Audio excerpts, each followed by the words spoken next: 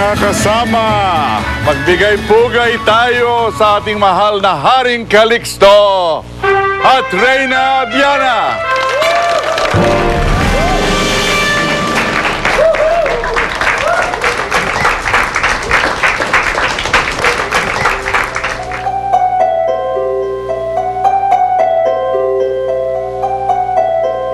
Sa aming mga kasama, mga kaibigan, aming nasasakupan, ikinagagalak kong ipakilala sa inyo ang ngayoy isa ng ganap na prinsesa ng ating kaharian, si Prinsesa Dwarfina!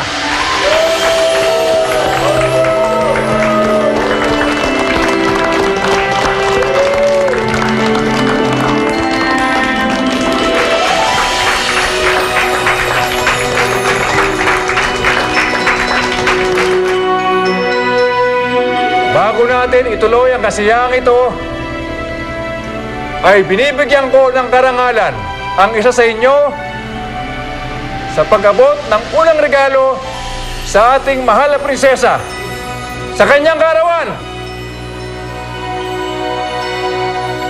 Ako ho, mahal na hari. Gusto ko sanang ako ang unang mabigay ng regalo sa aking kapatid kung inyong mamarapatin.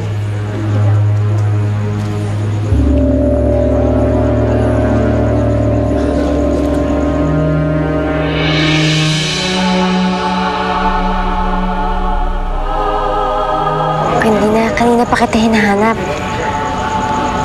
Akala ko hindi ka nasusupot sa kaarawan ko. Pwede ba naman yun, Dwarfina? Tungkol kay Elvin. Huwag na natin pag-usapan si Elvin. Huwag ngayon. Kaarawan mo ngayon at kailangan mong magsaya. Kaya nga, napaka-espesyal ng regalo ko para sa iyo, kapatid.